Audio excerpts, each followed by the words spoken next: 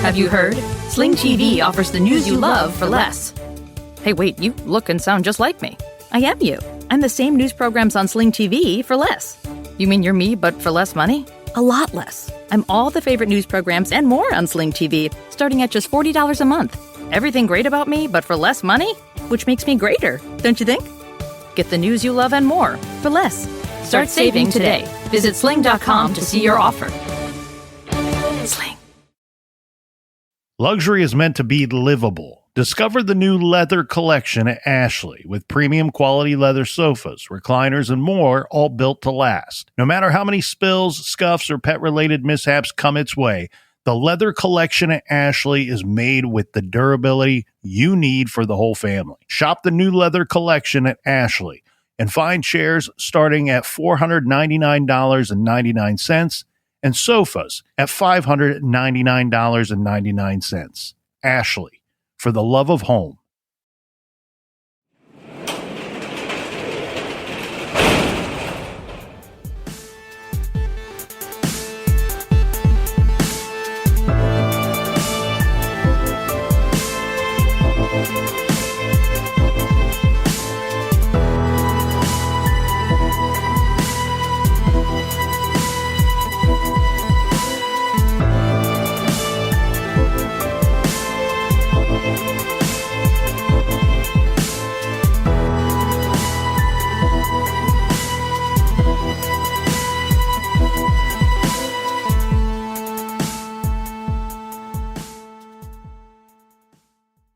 Welcome to True Crime Garage. Wherever you are, whatever you are doing, thanks for listening. I'm your host, Nick, and with me, as always, is the least attractive guy on the podcast. He is the captain. I failed to see your humor, my friend.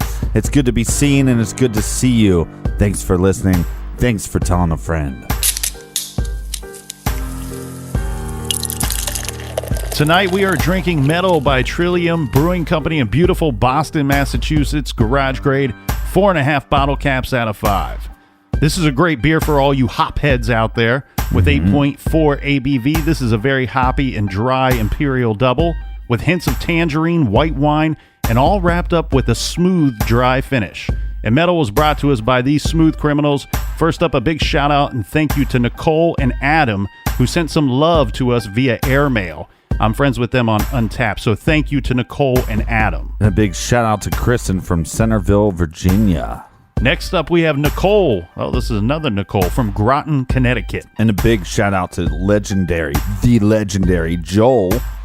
And Jimmy, no shout out to Jimmy because he didn't want to donate with Joel. So a big shout out, big like your jib to the legendary Joel. Also a shout out to Wendy in Wasalla, Arkansas.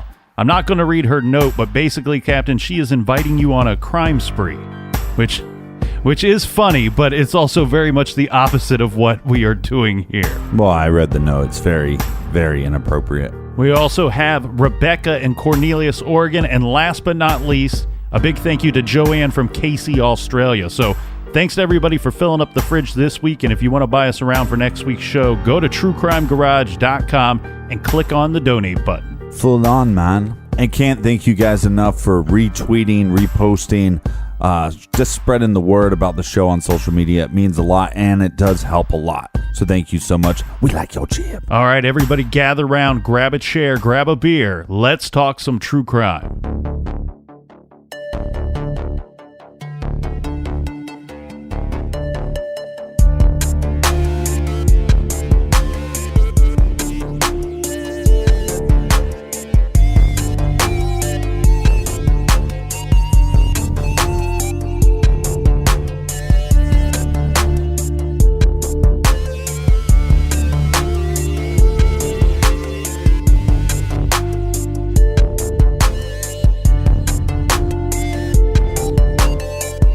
The family of a teenager murdered 34 years ago is making a new plea to solve that crime.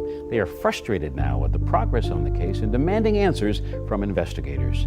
10 TV's Chuck Strickler has more on their new push for justice. Well, it is one of the oldest unsolved murders in Franklin County. We talked to the family of Bill Comeans a month ago on the 34th anniversary of his death, and today, Bill's sister continues to post tweets like these, as if Bill were talking from beyond the grave. And she has only one goal: to never let Bill's voice go silent. I never wanted to be a best-kept secret for 34 years. I don't have a clue then or now. Kathleen Comeans speaking for her brother Bill, a battle she says is going nowhere. He's not just a box of files sitting on a shelf gathering dust. You know, he had a future. He's 14 years old. He had his whole life ahead of him. Somebody decided to end it. Bill Comeans was found just down the street from his house on January 7th, 1980. Years have passed, the case has grown cold, and she feels even today her family has been left out in the cold. It's frustrating trying to get answers, trying to get somebody to return phone calls, return emails, to get some kind of information. Here's one to the Franklin County Sheriff's Department. It says, please don't give up on me now. The Comeans family says there were certain pieces of evidence found here at the murder scene. A knife, a beer bottle, and what could be the most significant, Bill's scarf that was used to strangle him. Now, a body fluid was found on that scarf, and the family says it was supposed to be tested for DNA last year, but they are still waiting for answers. There's got to be somebody that can do something. There's no reason to stop. There's always going to be some hope. And she will continue to pressure and publicize her plight in whatever way she can as the battle for answers goes on to find Bill's killer. If my murder has tormented you for decades and deep down you know what happened to me, share. Now, Franklin County Sheriff Zach Scott tells me that the DNA sample in question is so small that if they use it once to test, it may be gone forever. And that's why they are taking extra time to review it. He says his detectives will continue to work the case. Kathleen says an email from a detective promises a follow-up meeting with the family. She says she hopes that happens. In the meantime, these tweets, she says, will continue.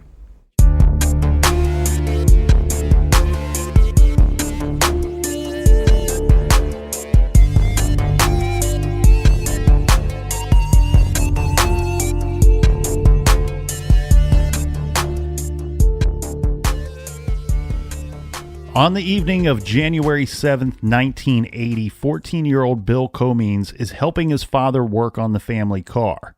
He went 2 doors down to get his sister to walk home from a birthday party. This is Bill's little sister, Kathleen, who is only 9 years old. However, the party was not over. Kathleen does not want to come home yet and asks Bill to come back and get her later. Right, so like a good older brother, he's going to come home. And then he's going to tell his parents, hey, I'll go back and get her later. No big deal. And I think the way that this thing went down, Captain, is that Bill's father, Robert, and his mother, the three of them were supposed to go to the mall that evening while Kathleen was at this birthday party. Now, they didn't go to the mall because the family car was not running properly. And at this discovery, his father, Robert, and Bill decide that they're going to stay in the garage and work on the car. Now, throughout this night, Bill will be helping his father, and he even brings his father a cup of coffee. His two brothers, he has two older brothers, they are at home at this time along with their mother. All are presumably in the house. Now, after bringing his father a cup of coffee for the second time, Bill goes out of the garage and goes to the front porch, front yard area of the property. Well, let's talk a little bit about this neighborhood. I mean, so this is Columbus, Ohio, so we're pretty familiar with this. But those of you that aren't, if you've ever seen the show The Wonder Years, now that show was set back in time a little bit, but similar neighborhood. Yeah, I actually lived in this neighborhood at one time for about a year or so, and you've been out there to visit me during this time, and it's a small neighborhood. And to describe it to everyone, the best way I would describe it is there's very few what I would call like straight roads. It's a lot of winding roads through this neighborhood. And all the houses they're smaller homes, and probably were built in the 60s and late 60s, I would guess. But that gives you a picture of this neighborhood. Small homes, windy roads. The homes are pretty close together. Yeah, and when I was first looking into this case, I thought there would probably be some confusion because, this happened on a Monday, but there was a birthday party. Yeah, well, so what's up with that? Yeah, it's a strange evening to have a birthday party in my mind, but take note of this, people. I'm being honest, shooting from the hip here. Because there are some parents out there that are like, you know what, my kid was born on January 7th. We have the party on January 7th. You know what? Take into consideration all your guests and do this thing on the weekend, please. Yeah, I don't know if that happens as much anymore. But okay, so it's Monday night, working on the car. Last time they see Bill is he delivers this cup of coffee, and they're probably trying to settle in for the night. Mm-hmm. And they have work and school the next day. So where's Bill? Well, exactly, because Robert is done. Bill's father, Robert, is done working on the car at some point. He comes inside. He talks to his wife. He expects to see Bill inside the house. Bill's not there. Mm-hmm. She says the obvious thing. Oh, I thought he was out in the garage with you. No, he must have went back to collect Kathleen from this birthday party. Right. They go down to the birthday party. Kathleen's there. Bill is nowhere to be found. They call this into the local police department. Now, we said this is Columbus, Ohio, but this is outside of 270. So 270 is the outer belt freeway that goes around Columbus, Ohio. Mm-hmm. This is what would be called the West Side. And it's typical back in these days that a small police department called New Rome might have actually been the police officers that would have responded to this call. Right, so we have a 14-year-old boy missing. And it's believed, his father would later report that they believe that Bill was probably last seen about 20 minutes or so before they realized he was not at the house. Right, so not long after they report him missing, the police are there. They're going to surveillance the whole area for, I believe, 9:45 or so. Yeah, around 9:45, the police are on the scene looking through the neighborhood. Billy's father and a neighbor and Billy's two brothers would end up finding Bill near train tracks at the end of a dead-end street. Bill is lying face down in a snowy ditch. Mm-hmm. His winter scarf is knotted tightly around his neck, and he is unconscious. This spot, strange enough, Captain, is only about 2 blocks away from the family's home. And as we said, this is near train tracks. So he's lying face down amongst, trash, beer bottles, rusty car parts, that sort of thing. Bill's brother, Mike, using a pocket knife, cuts the scarf from Bill's neck. Bill's father and older brother, Bob, performed CPR on the young man until the ambulance arrived. Bill was transported to a nearby hospital. The hospital, this is called Doctors West. It's maybe just 2 or 3 miles away, so a very quick drive to the hospital. Mm-hmm. But unfortunately, at the hospital, Bill is pronounced dead. This would be around 11 p.m. at night. The cause of death was listed as strangulation. Law enforcement says other than the strangulation, there were no other signs of violence or a struggle, nor was Bill robbed. Upon arriving at the hospital, law enforcement was working with 2 theories. Either Bill was murdered or this was some kind of suicide. Mm-hmm. Now, it wasn't until April 22nd that they released... I don't even think they even said suicide, too. I mean, wasn't at some point they thought it was possibly an accident? Yes, you're exactly right. But upon arriving at the hospital, these are the 2 theories that they're working with. It wasn't until April 22nd that they released the coroner's report. The coroner ruled the death a homicide. The cause of death was actually, I said strangulation earlier, but the cause of death was actually cardiac arrest due to compression of the neck by ligature. Mm-hmm. What does that mean? Okay, so basically he has a heart attack because there's extreme trauma to the body. You're cutting off the airway. He's unable to breathe. And this brought upon this heart attack that ultimately killed him. Right, but that's probably by more force than if he accidentally, tightened the scarf around his neck too tight. Mm-hmm. It would probably because, a lot more force on the neck might cause that heart attack. Yes. Is that correct? Yes. Well, but I also want to touch upon something real quick here. We said that he went missing and was found unconscious in January of 1980. It wasn't until late April of 1980, that the coroner's report was released. Now, I've heard a lot of people and read a lot of people stating that, it's the 1980s. They didn't really know what they were doing back then, and this was the cause for the delay of this coroner's report. I actually don't believe that to be the case at all. I think that they probably knew very quickly, within days of him arriving at the hospital, of what was the manner of death. Mm-hmm. I believe that what actually happened here, Captain, was there may have been a dispute between the sheriff's department and the coroner as to the cause of death. Is there any other findings that the coroner finds? Yes, a toxicology report shows Valium in Bill Comeans' blood. But other than that, there are no signs of personal drug use by the 14-year-old. Now, law enforcement are not sure how Bill got the Valium or why it was in his system. The coroner publicly declares the death a very bizarre case, and we're going to see why very quickly. Because it was quickly reported after his death, after the young man's death, that on 2 previous occasions, the first being in September and then again in October of 1979, Bill was attacked by 2 unknown males, and he was choked on both of these occasions. Bill Comeans, as we said, he's 14 years old. And I want to paint a picture of Bill for you. Now, 14 sounds very young. I've seen pictures of Bill, and Bill is 6 foot tall, about 175 pounds. He's a freshman at Westland High School. He's, from all accounts, he's the teachers say he's a perfect student. His parents say he's a perfect child. He played the piano. He was in the school choir. He was a newspaper boy. Yeah, he had a newspaper route for some time. Now, I do want to touch upon this 6 foot tall, 175 pounds, because I've seen pictures of Bill. He does not look 14 years old to me. He looks 17 or 18. He looks almost like a grown man. When you picture a freshman in high school, you typically don't think to see somebody 6 foot tall, 175 pounds. So he's a tall, big kid. Let's talk about these attacks that took place in September and October of 1979. Now, Bill received some threatening notes at school.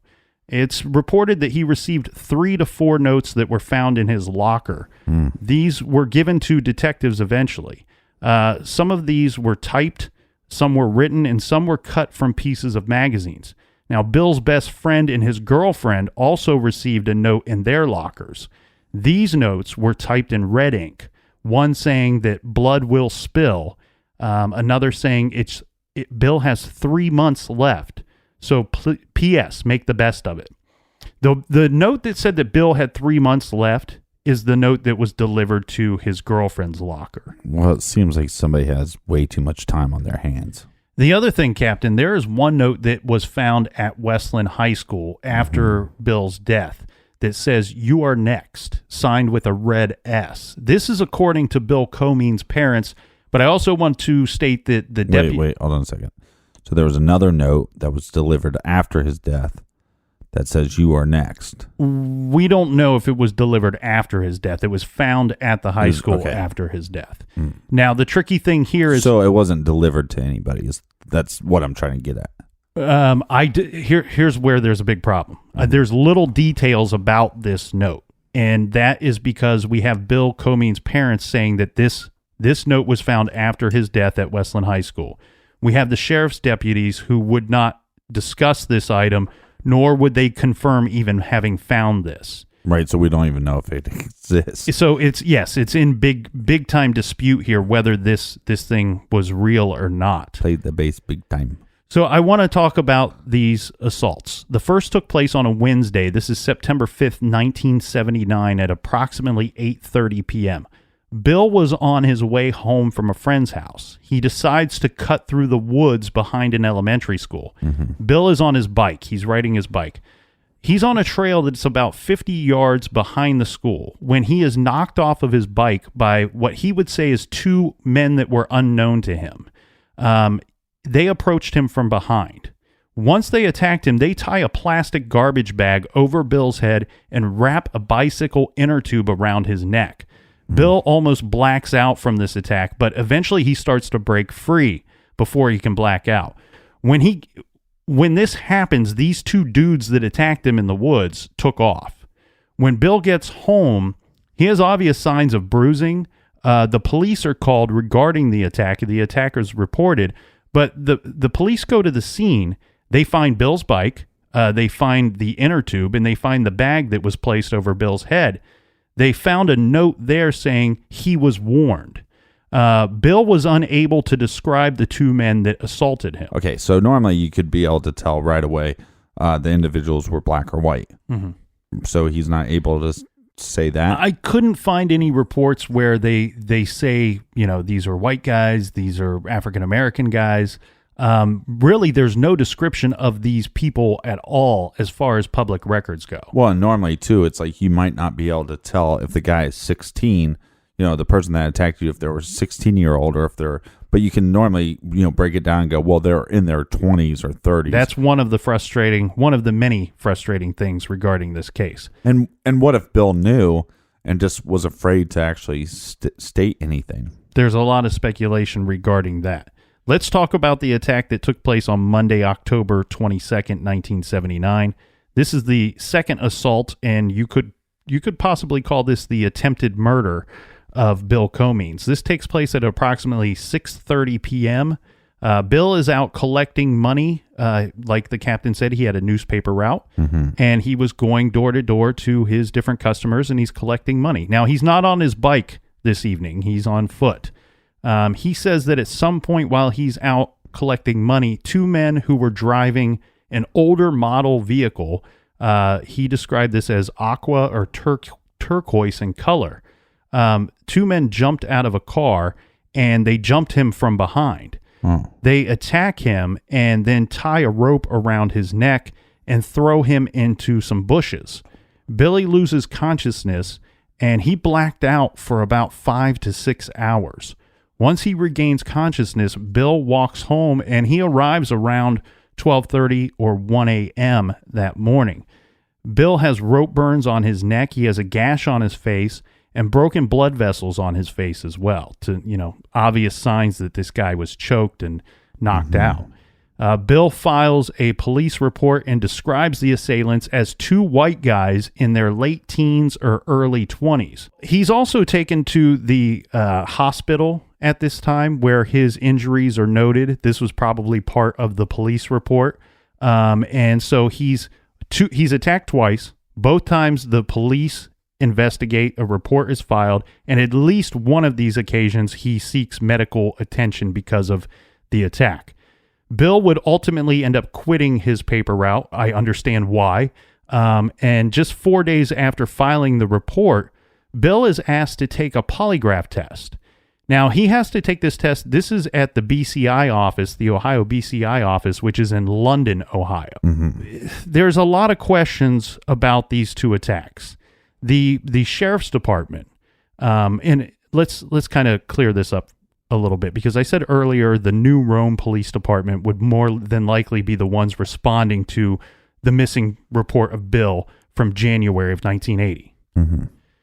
New Rome is a tiny little area, and they only had part-time police officers back then. It's bigger than parts unknown, but it is tiny. Yeah, and the best way to describe these police officers, picture Boy Scouts in cop cars, is pretty much the way I would describe the New Rome Police Department. They're part-time. They really only issue traffic tickets.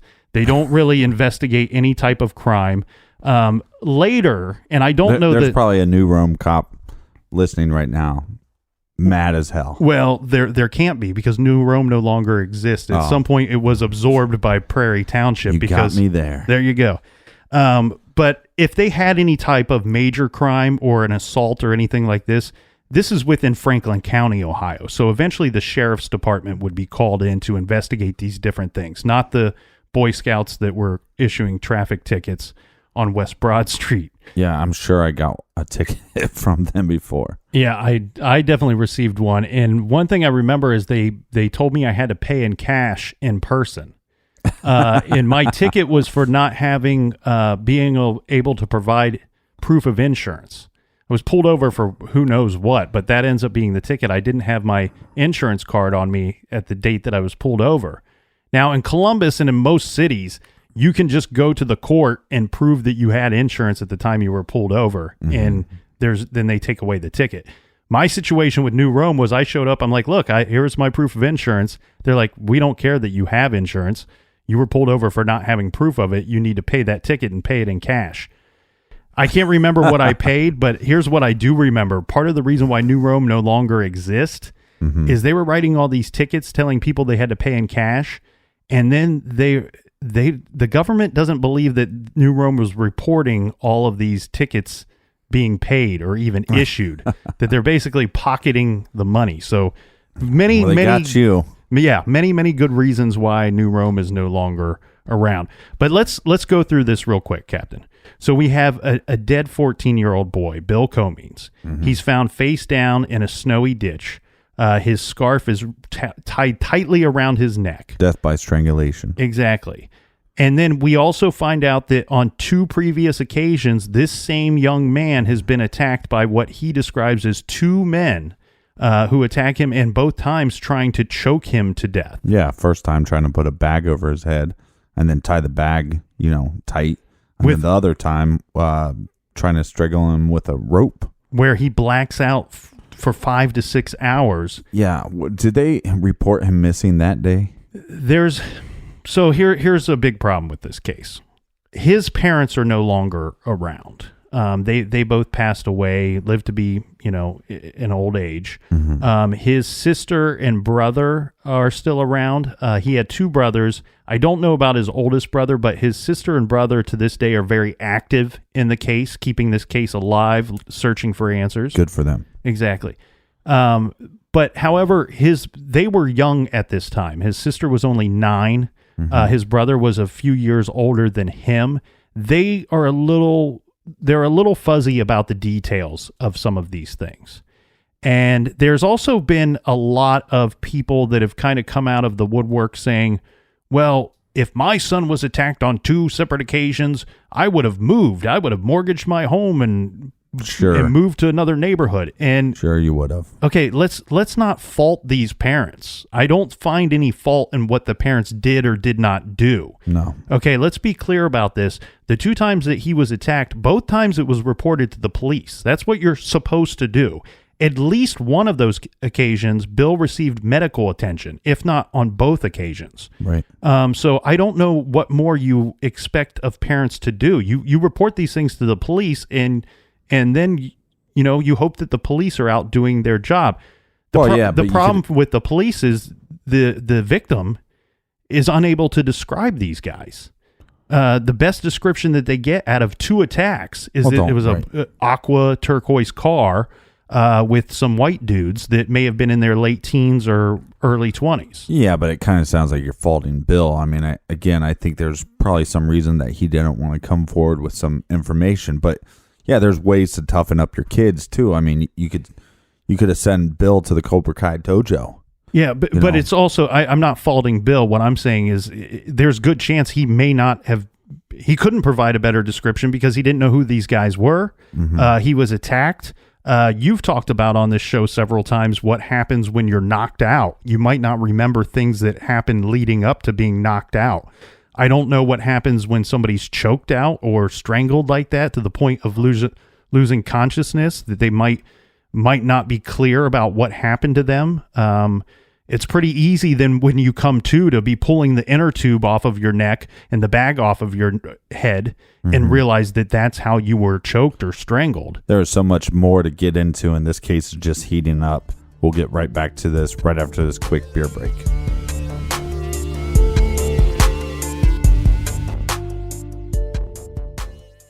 When you love someone, you protect them in the best way you can. Simply Safe Home Security is an advanced system that protects every inch of your home. It's backed by 24/7 professional monitoring for fast emergency response for less than $1 a day. Here at the garage, we absolutely love Simply Safe. It's easy to use, easy to set up, and you're going to feel confident that you're protected.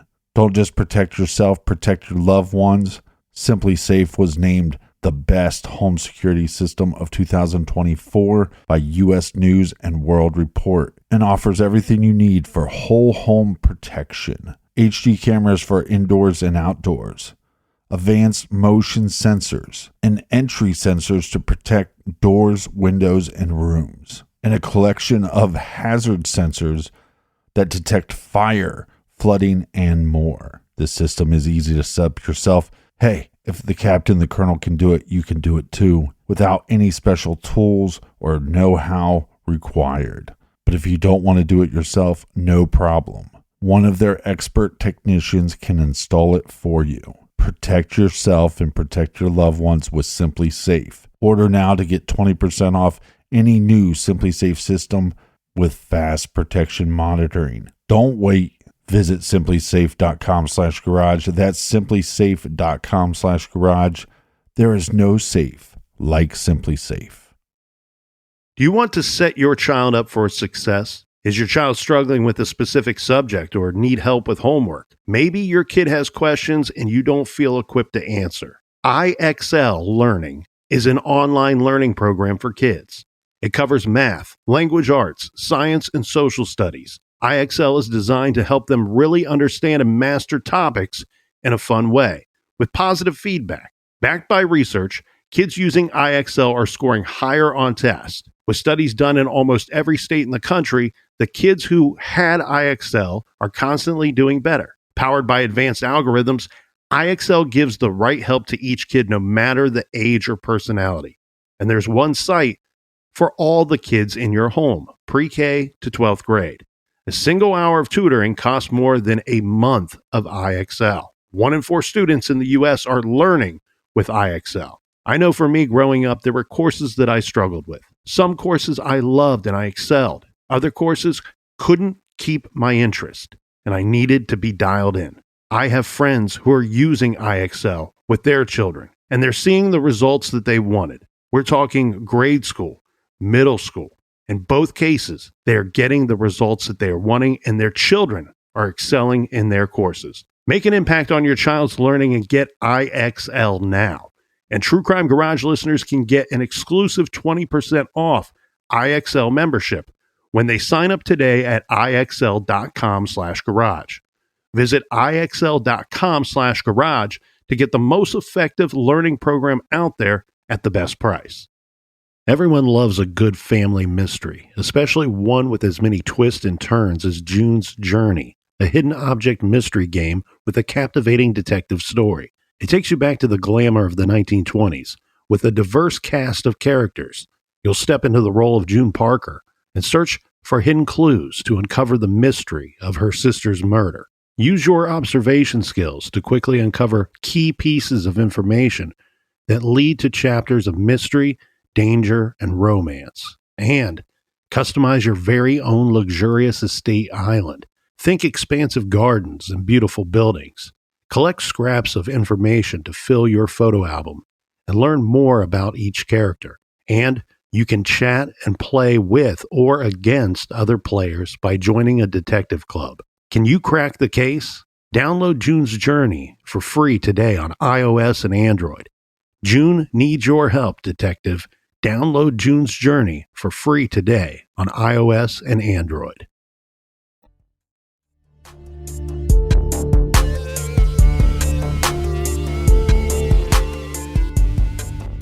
All right. Cheers, mates. Cheers. Full on, mates. Full on cheers, mates. Okay, so let's jump right back into this, Captain, because this thing's pretty big, I think. Mm-hmm. Let's take into account that the Sheriff's Department, they're currently investigating that Bill has been attacked on 2 separate occasions. This is before he's found murdered or found dead at the end of that dead-end street. They were also investigating the letters, these notes that Bill received at school. They were investigating all this before he's found dead at the end of that street. Now, after his death, the Franklin County Sheriff's Department, the detectives, they're on record stating, quote, that we are interviewing persons close to Bill. And the reason being is at this time, they're still struggling to determine if they were dealing with a homicide or a potential suicide. So for the first part of their investigation, they interviewed just about, if not everyone, that would have known Bill. They interviewed his family, his friends, and school officials. And they said, quote, persons interviewed described Bill as a perfect student, a perfect child, a perfect citizen. So I really firmly believe that they could come up with no apparent reason for his death whatsoever. Even though they couldn't decide if this is a homicide or suicide, there's no reason for this 14-year-old boy to be dead.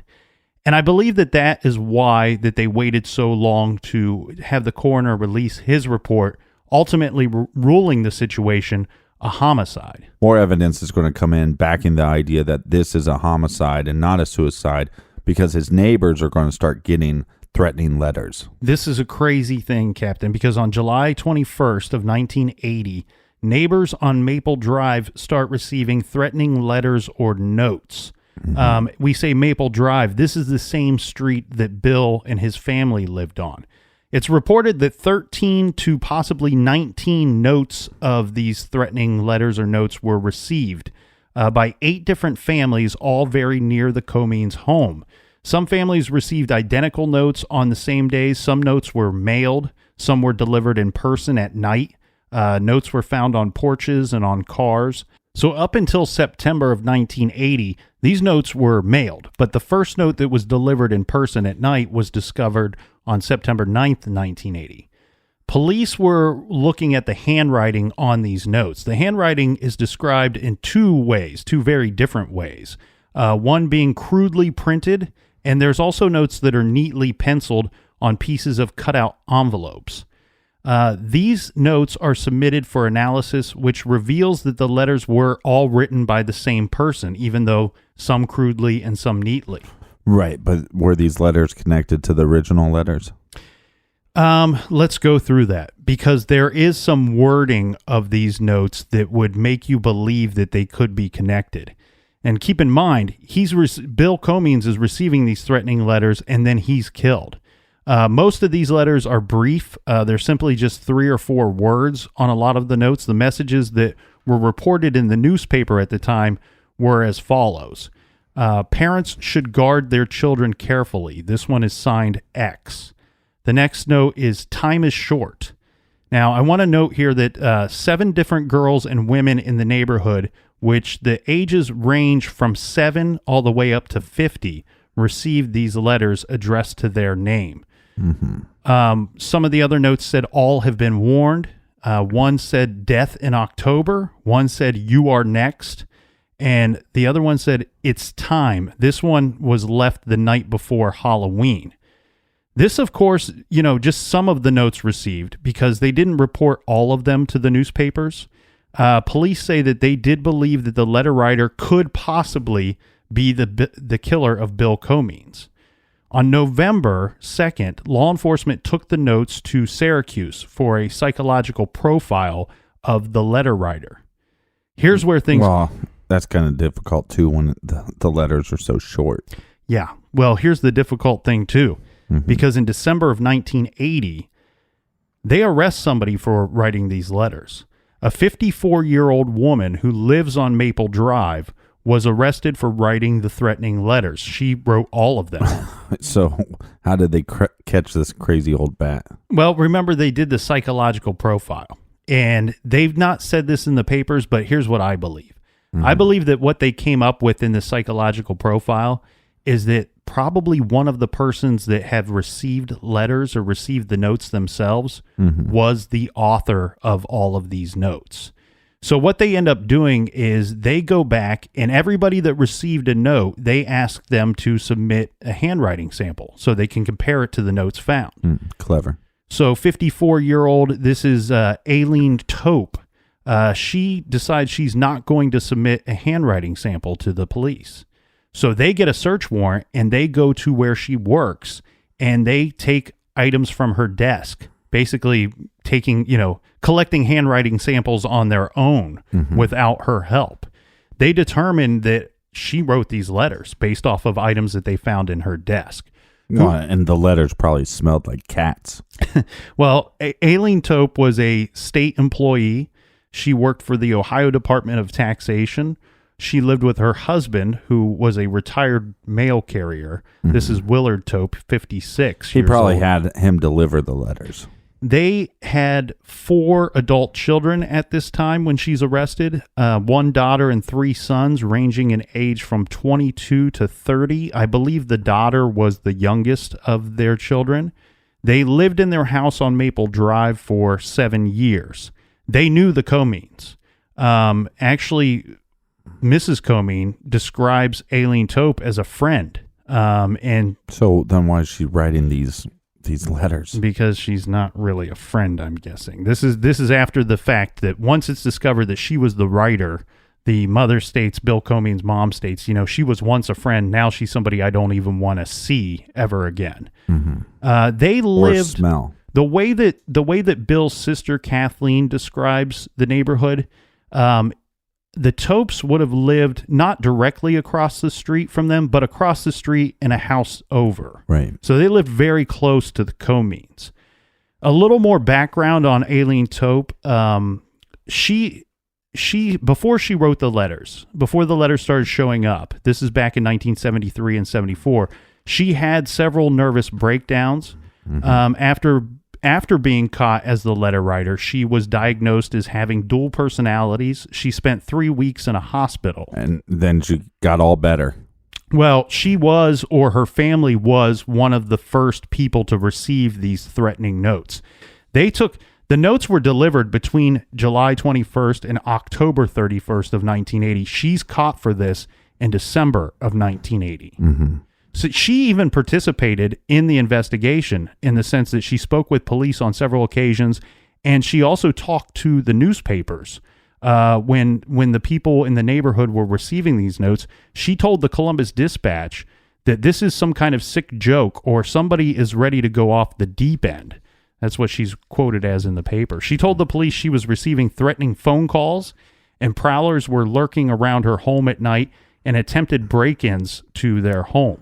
Well, I wonder if maybe with the mental issues she was dealing with, if this, because Bill was murdered, maybe this triggered something inside her. And again, maybe she was friends with the family and that was a bigger trigger. And therefore, then she became mentally unhinged because of this murder. So, but it's sad nonetheless. Now, law enforcement would end up proving that all the phone calls to police, the comments or the suspected prowlers or attempted break-ins to their home, they were all false claims. All right. So what does she get charged with? Well, she gets charged with writing the threatening letters. This, I guess, is a misdemeanor, and she pleads no contest to this and receives a fine of $50. She fainted during the court proceedings. And like just like Suge Knight. Yes, he has a problem going to court. Here's the weird thing though, Captain. As if it's not weird enough. It can't get much weirder. So I've read newspaper articles that came out in December of 1980, and her husband is interviewed with her regarding her arrest. He seems to be in her court. He has her back. Like we said, she probably has some mental issues going on. The thing is, though, she offers no explanation as to why she wrote any of these letters. Eventually, law enforcement would say that she did not write the letters that Bill Comeans received before his death and stated that she is not a suspect in Bill Comeans' murder. The letters that were received at people's houses or on the street. The letters that Bill received were at the school. In September of 1981, so over a year and a half goes by, and after announcing the menacing letter writer was not a suspect in what the coroner called a very bizarre case, and also Aileen Tope was not considered a suspect in the threatening letters Bill had received before his death, the police still had named no suspects, couldn't find a motive for the murder of Bill Comeans. But now, in 1981, they're re-examining the case and talking to the press once again. This time advances, there's a theory that starts to come out a year and a half after the death of Bill Comeans. Okay. And this is that he possibly died of an accidental suicide by way of autoerotic asphyxiation. Law enforcement claims that the investigation is ongoing at this time. However, we have detectives stating publicly that they don't believe that Bill Comeans was murdered. The coroner at this time still has not changed his ruling of homicide. The deputy coroner claims the ruling of homicide was given to keep the case open, that law enforcement were having trouble believing the stories regarding the first two attacks on Bill Comeans, and they are now telling the newspapers that Bill Comeans' responses to the lie detector test that they asked him to take before his death showed signs of, quote, significant attempt to deceive. Okay, a couple things going on here. First of all, autoerotic asphyxiation, right? So this is where either during sex, I guess, or during sex. Okay. I can't believe we're talking about this. But you'd be choking yourself, and it would help. You climax. Okay. Right. So that's what they're stating. They believe it's a possibility that he was choking himself with his scarf, and then beaten off by the train tracks. All right. Well, let's get into this. Is the time where we have to get into all this speculation, because it's obvious that law enforcement, they don't seem to have a good idea, I think, on whether he's murdered or whether this was an accidental death. Well, it's pretty simple. Was his pants found down around his ankles, or was his pants on? I'm going to go off of what Bob has said. Bob is Bill's older brother. He was one of the people that found Bill face down in that ditch that night. He states that as far as his memory goes, that Bill's clothing didn't seem abnormal. And to furthermore, the family's belief that he was murdered is, okay, so this was a cold night. There was snow on the ground. Bill's wearing a winter coat. He's wearing pants, long pants. He's wearing big, thick gloves and a scarf, his own scarf that is tied tightly around his neck that probably caused this cardiac arrest that he had. There's no sign of a struggle, but there's also no sign of what you were just talking about, your self-sex that you were just discussing. Sorry. So that's inappropriate. But yes, Bill, Bob, these are Bob's statements many years later. And one of the saddest things about this is I've read Bob's stories, and just the fact that he and his father basically took turns performing CPR on Bill, trying to revive him. Yeah. Bob states that Bill had vomited because of the strangulation, and that for many, many years, Bob could still taste that in his own mouth from having performed the CPR. But there's so many things to discuss here. Okay, Well, I think this whole idea of this autoerotic asphyxiation theory is just irresponsible. Well, and one thing that would have your back on that is that a lot of people argue that the size of the gloves he wore would have been that you wouldn't have been able to tie your shoelaces with these big, thick gloves on, that he wouldn't have been able to tie this scarf around his own neck. I have so many questions about this case. And this is one of these fascinating cases that you dive into and you could go a million different directions with it. The first question I have is there's some question as to when Bill, still in life, started receiving these threatening letters, these threatening notes. Was it before the first time he was attacked, or was it after the first time he was attacked? He was attacked on September 5th of 1979. And the reason why I bring that up, because that's a Wednesday. That would have been the Wednesday after Labor Day. Now, back in the day, and you'll remember this, and I know that school years have changed throughout the years, that a lot of kids start school early August or mid-August nowadays. But back when we were kids, we would typically start school the week before Labor Day. And I used to love that because they would kind of ease you into the school year, because you would typically start on that Wednesday before Labor Day. So you would go to school for 3 days. You would have a 3-day weekend. You would go back to school for 4 days before you went to your first full week of school, which is week 3. So I have to believe, I'm just going off of numbers here, that Bill probably started receiving these threatening letters after the first attack. And I only say that because I believe that having found them in his locker and his friends finding them in their lockers, that these letters would have been delivered by somebody that had access to that school. This would be an upperclassman or a teacher, somebody already in the school. Now, leading up to the first attack, Bill would have only been in school for,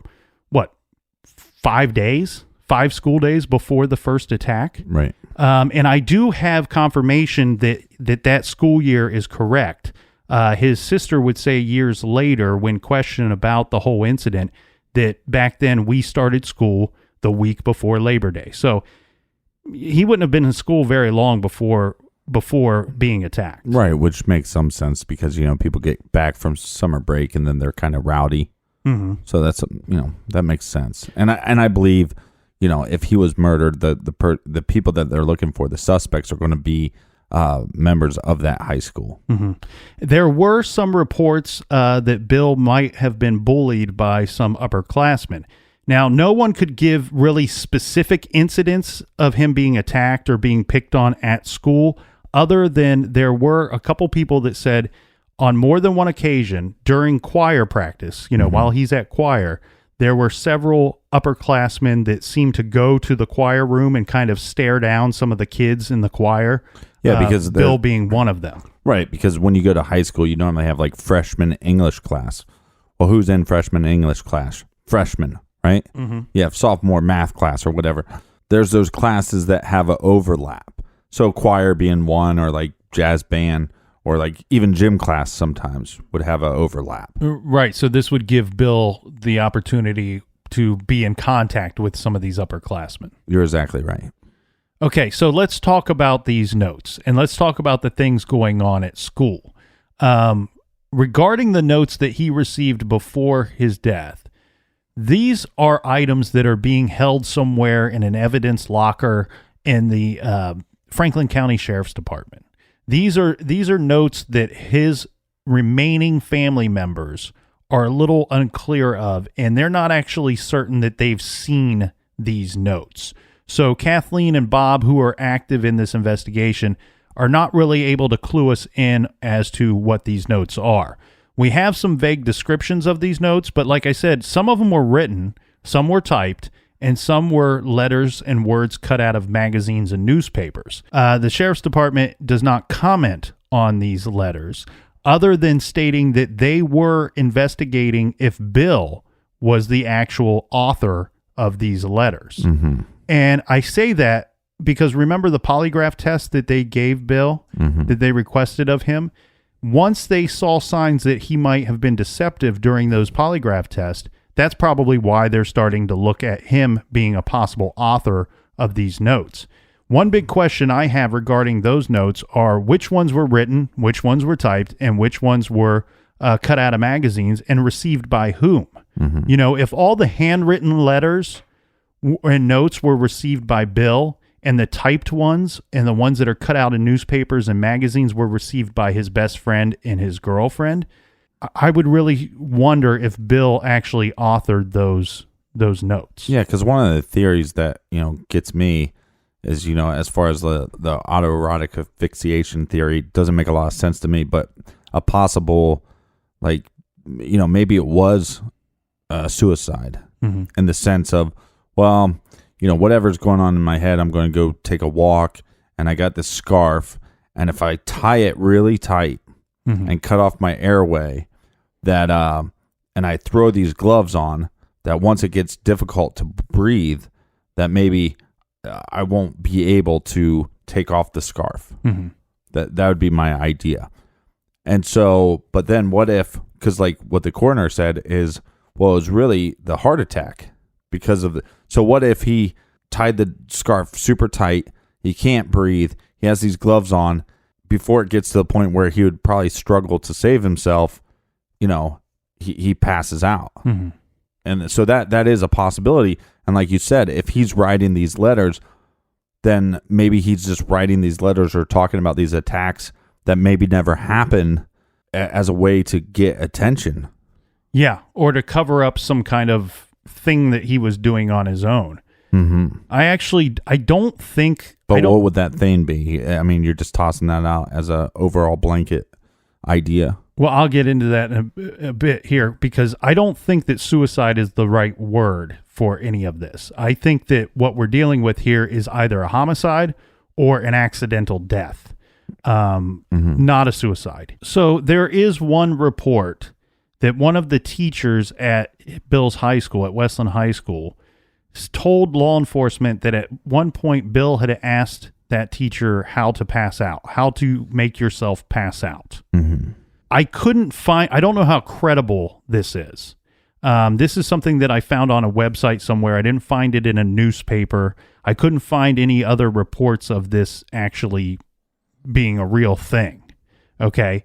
But what I'm getting at here is that possibly could have happened. He could have asked somebody that, or could have had these weird conversations maybe with some of his friends. Now, Kathleen and Bob, they don't believe that a good number of his friends were interviewed about this. We have the law enforcement stating that, we talked to everybody that knew Bill.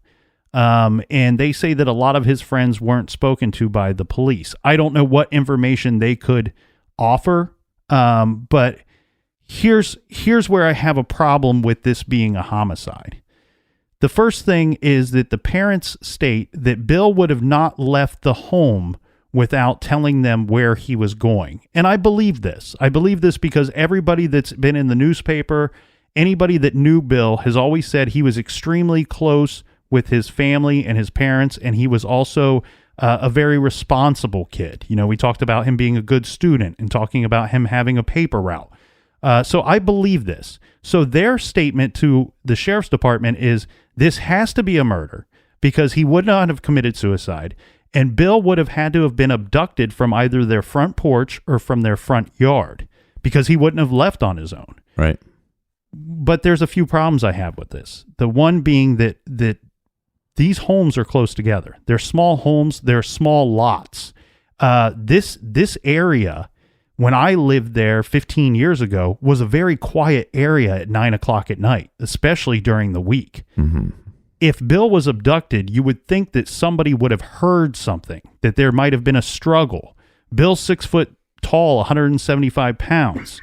I feel his father's in the garage with the door open working on the car. Mm-hmm. It almost seems to me like if he was abducted, all Bill would have had to do, especially after having been, in two situations like this before, already being in fear, all he would have had to do was shout out or yell or scream, and his father would have heard him, or a neighbor would have heard him. So I have a problem with the family's thought that he was abducted and then later found strangled to death. And I'm going back to the first two attacks as part of this problem.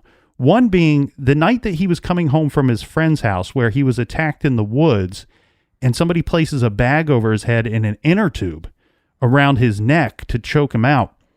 I have a problem with the inner tube. That seems like a strange thing for an attacker to bring to an area in the woods, maybe lying there waiting for somebody. I mean, How would you know that the letters to me, if Bill's receiving threatening letters, it almost seems like Bill is targeted.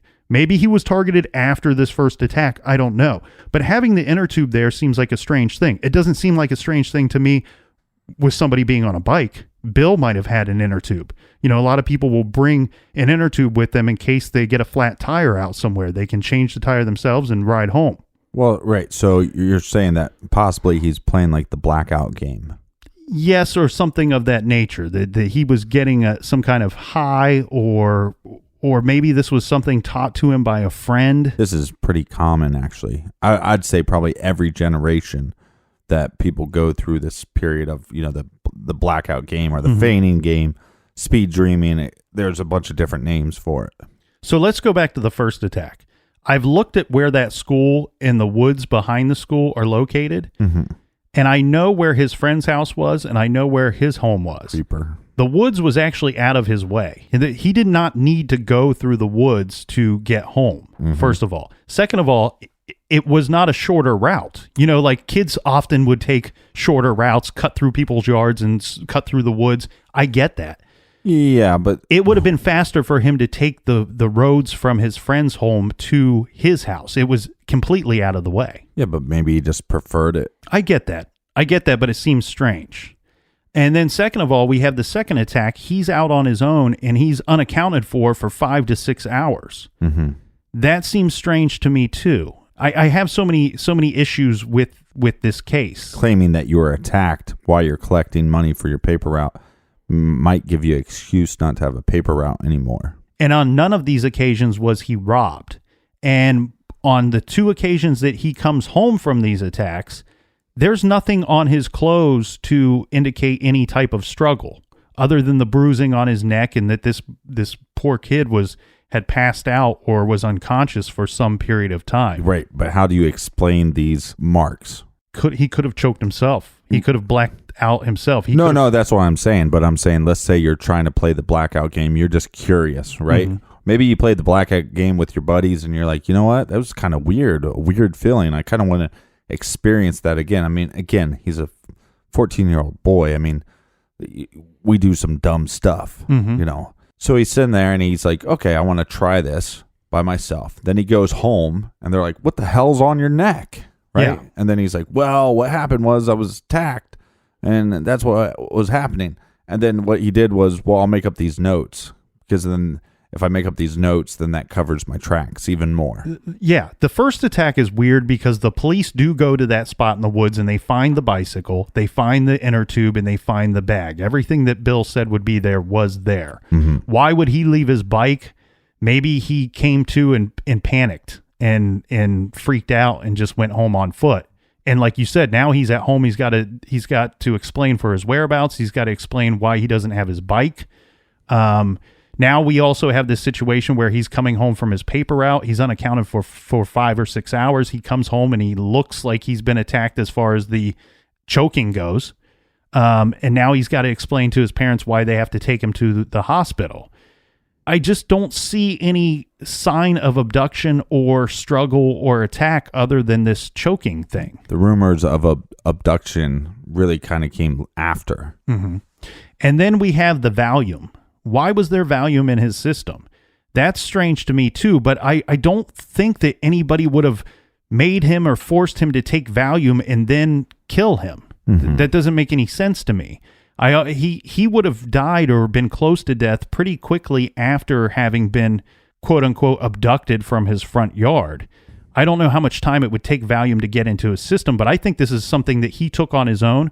I wouldn't be surprised if this was something that we could find no reason that it was prescribed to him, but we're talking about 1979 and 1980. Is there a possibility that when he was seeking medical attention for the second attack, that a doctor, he received a shot that night, according to his sister. Is there a chance that a doctor said, you know what, here's some of these pills, and when you're feeling weird, Bill, or not feeling good about things, you can take one of these and it'll help you relax. So there's a possibility he could have received those from an actual doctor or hospital, but not actually have been prescribed the medicine. We don't have Bill's parents around anymore to verify how he would have received that Valium, nor could I find anything from his parents discussing the Valium in the newspapers at the time. Well, you were telling me earlier about an interesting point about the second attack. Yeah, the one thing about the second attack, remember, he states that he was choked from behind with a rope. These two white dudes, teenagers, early 20s, they jump out of this car, they jump him. And the way that he makes this sound and the way that it sounds in the newspaper is that he was along his newspaper route. These are homes that are close together, that he was attacked there and basically choked and left for dead, thrown into some bushes or underneath a tree.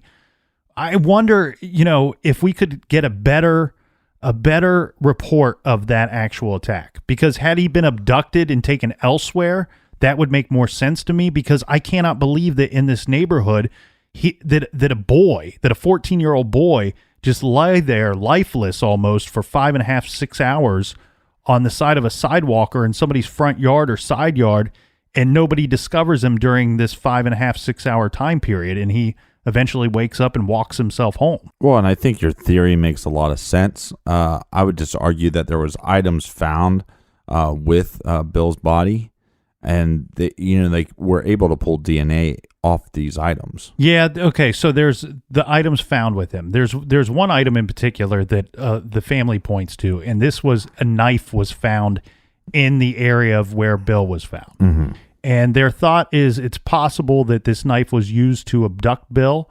That's why he was silent during the abduction, and that whoever killed Bill would have thrown him there into the ditch and then discarded of the knife before leaving the scene. Well, and there's possibly DNA on the scarf as well. Correct. So I've seen several reports that in late 2013 and early 2014, they were going to test these items. As early as 2012. Okay.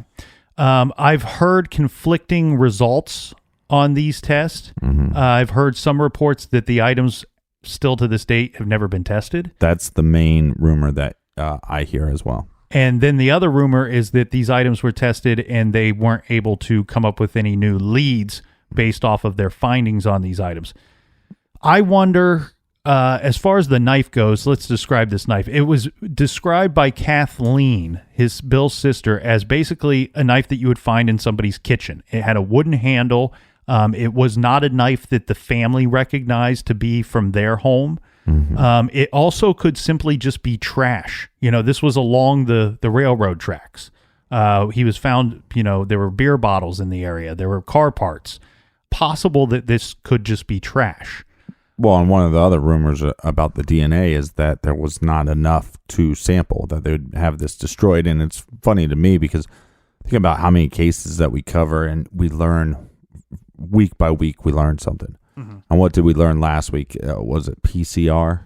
Yes. So, you're reading about this case and they go, well, we don't have enough DNA evidence to test it. We're afraid we'll contaminate it. And then you go, wait, but PCR is like basically a photocopier. So why aren't we implementing this in this case? And if it's about money, I think the thing, maybe not the knife, because like you said, it's a very good possibility that this knife was just thrown out as trash or just left there. Some kids were playing with their mom's kitchen knife and just was like, just leave it here.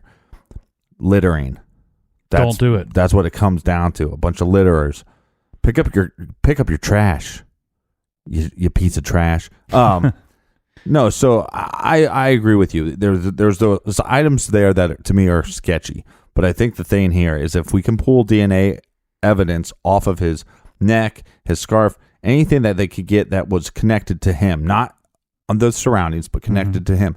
If they're able to test that, if they're not, but they're able to duplicate it with PCR, then do that and then test it. Now, is there somebody else's DNA other than Bill's? Right. Because if it's just Bill's, then your theory makes the most sense. But if there's somebody else's, the suspect or the killers, not the suspects, the killers went to his high school. He knew them through high school. They were upper classmates. The thing that I lean towards your theory about is why would you, when you went to pick on an individual, wouldn't you punch him, hold him down, do something? I mean, it seems like strangling the individual is, is not the first thing you would do when attacking somebody. Yeah, or possibly that you'd strangle them with your hand. You'd be in a fist fight or maybe they're not even fighting back, but you'd strangle with your hand before you would use a bag with a tire tube. And if they have the tire tube, can we, what kind of tire tube did Bill have? So I don't know. I mean, it leans that way. The only reason why I lean that way, because I would assume that if somebody's bullying him, that there would be a punch or something thrown first. Bill would have a black eye, not just marks around his neck. Yeah, and okay, I'm going to go back to the DNA real quick before I get into the bullying. But the DNA that you're talking about that was found on his scarf was reported as some kind of bodily fluid, right? Which could have been the puke. That's what I'm getting at. We now know that Bill vomited at some point, and it very well could have been Bill's vomit on that scarf. So I question that, and I'm like you said, let's test that stuff, and if it's Bill's, we got to move on from this thing.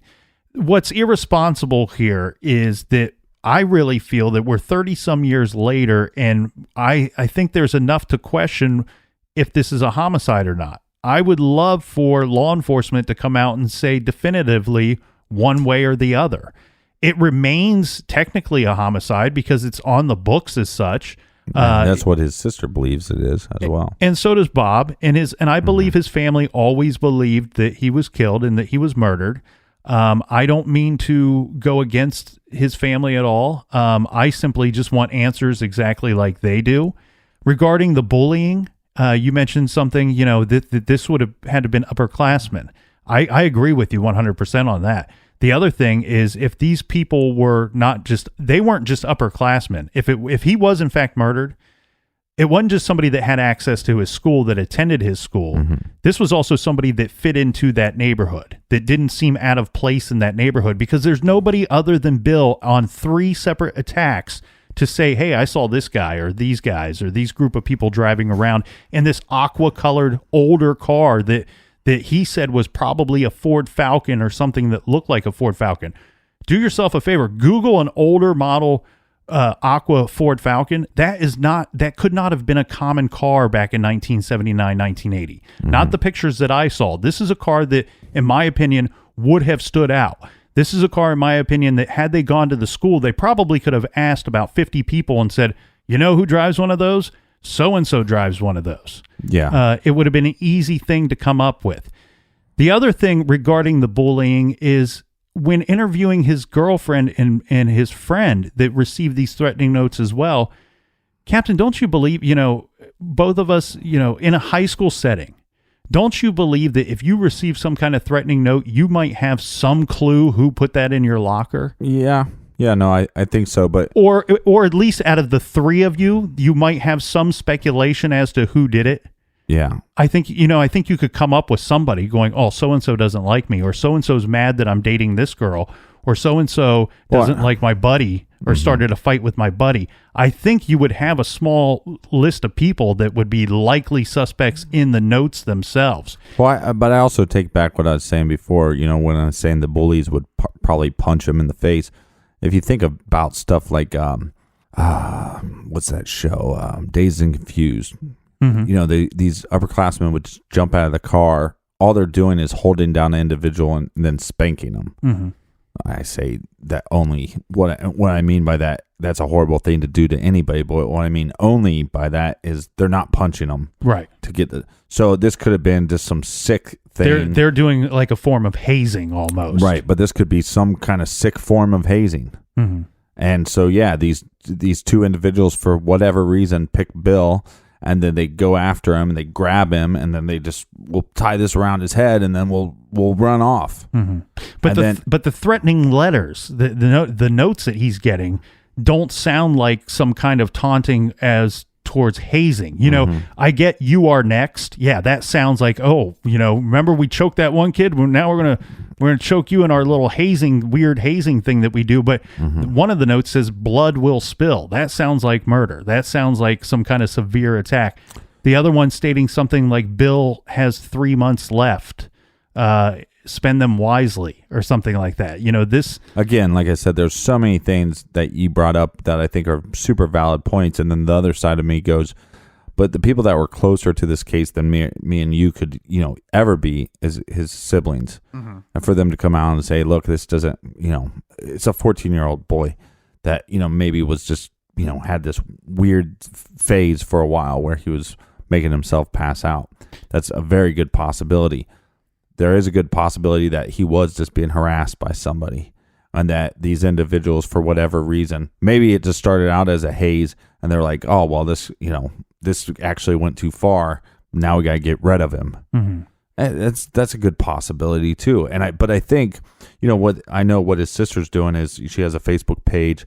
They've posted a lot of information about that school. And now what's great about like web sleuthers is they can actually go online and pull up the yearbook for Westland High School, Westland High School in Columbus, Ohio, and look through these pages. Yeah. And if he was murdered, to me, 100%, I believe you'd find those individuals in that book. Well, I think a big problem with this case is Aileen Tope, the one who started writing these other letters that were not connected to anything. I think that the police probably had their suspicions as to whether this was an actual homicide or not. And I think once those letters started, well, there was a big scare in that neighborhood by people receiving these letters, and even by people that weren't receiving these letters. And so the police had a job, they had a duty to that community to go in there and determine who's writing these letters, because everybody in the neighborhood immediately thinks these are coming from whoever killed poor Bill Comeans. And I think that once they were already confused about their own investigation, They get involved in this letter writing investigation. And I think the police, for a long time, for those few months that those letters are being received, I think they thought that if they could find the author of those letters, that they would find the killer of Bill. And when then that didn't work out, when that turned out not to be Bill's killer, I think maybe they reverted back to their original thought of this might not be a homicide. Right. And what I mean, where I think a big interruption is Aileen Tope, is I think that those months would have been better spent. They definitely did a lot of work on this case. They did a lot of work trying to figure out who that letter writer was. They could have spent those hours and those days going back and actually clearing up within a year, within months of his death, determining the actual cause of death and maybe getting it right. Well, and I wish there was more than one polygraph test. Yeah, because I don't know how much that proves. I mean, I don't look to that polygraph for anything really, because I think giving a polygraph to a 14-year-old boy or girl, I think, is strange. I think especially if he was in fact attacked, you could make a child feel like they're guilty of something that they had nothing to do with. Yeah. And just by putting him in the chair and submitting him to that test, he could come off as deceitful just because he's now in a situation and in a setting where he feels you made him feel like he's done something wrong. And I would love to know if that DNA was actually tested. If so, I would love to know what the results are. I know people are going to send us things that they've seen, but like we've said, we've heard both sides of the coin, that yes, that they have been done, nothing came back, or that they've not been done. I worry that the sheriff's department, this many years later, believes that it's not actually a homicide and they might not be technically working the case. If that in fact is their stance on it, I would love for them to say, you know what, Comeans family, let's sit down, let's review the boxes of evidence that we have. Let's review this together, because they are owed some answers.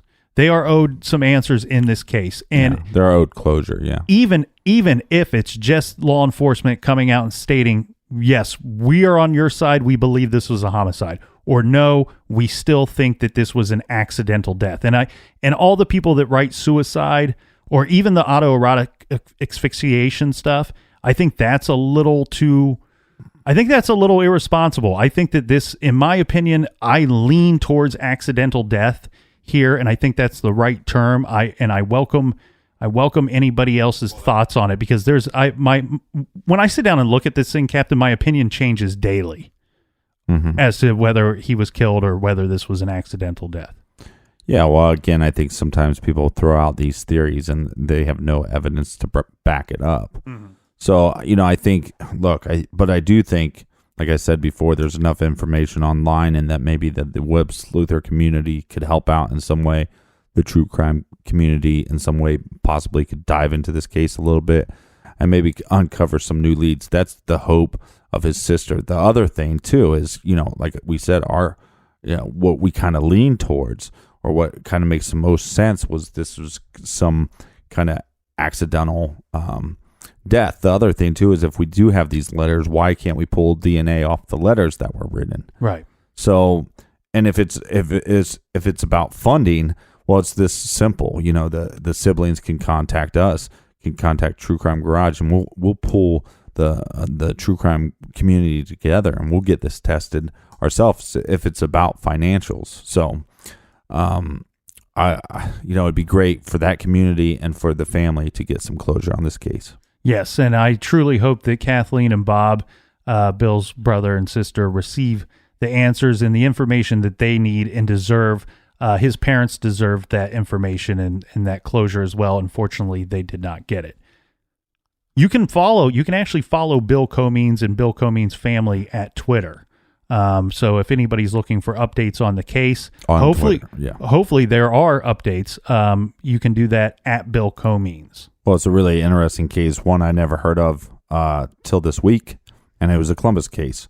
So do we have a recommended reading for this week? We do. This week we are recommending The Pierre Hotel Affair. This is a true story of one of the most famous unsolved heists in American history. In 1972, someones stole $28 million worth of jewels from New York City's Pierre Hotel. This would make a great movie, Captain. Anyway, a group of men arrived at the hotel dressed in tuxedos. They very quickly attacked the security guards and took hotel staff and guests hostage. When they finally left the hotel, they departed with $28 million worth of jewels, and they left in limousines. If you like a good heist or you like a good whodunit, check out the Pierre Hotel affair, and you can do that by going to truecrimegarage.com and click on the recommended page. Team Nick shirts are about to sell out, and Team Captain tank tops are about to sell out as well. And I don't know when the next time we'll print these. I have a couple different designs up my sleeve that will be rolling out in the next week or so. All right, until next week, everybody be good, be kind, and don't litter.